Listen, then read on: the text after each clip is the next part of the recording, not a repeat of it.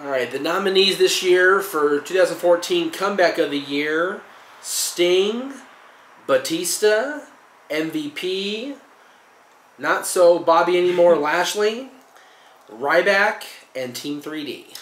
All right, well, Team 3D had an excellent comeback this year. They reformed. They had that great series of matches with the Hardys and the Wolves. They got inducted into the TNA Hall of Fame. So, you know, I would like to give it to Team 3D, but once again, TNA hasn't exactly had a spectacular 2014. It hasn't been very much of a high profile for Team 3D because TNA has been virtually in shambles this year. So much so they're talking about Bully already going back to WWE already. Yeah, so, you know, I'm not going to go with Team 3D. Ryback, he came back with the old babyface gimmick, but then it kind of fizzled out when they teased him joining the Authority, and then he just lost at Survivor Series. So, you know, he's kind of fizzled out, and I don't know how much fans are going to care for Ryback now, coming off the CM Punk comments, but that's a whole other topic to talk show about. another time. Yeah, Bobby Lashley had an excellent comeback. You know, returning to TNA, winning the world title, and having a dominant run. So I would go with Bobby Lashley over Team 3D, but Bobby Lashley's still not my pick. MVP also had a good year coming back into TNA, into the American wrestling scene. You know, he did well.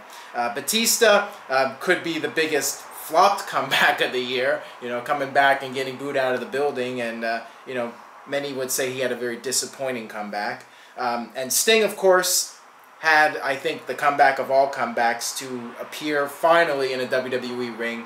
I'm going to have to go with Sting because it was the moment we were all waiting for all these years, and it finally happened, and it was tremendous. He's the one guy that never actually did it.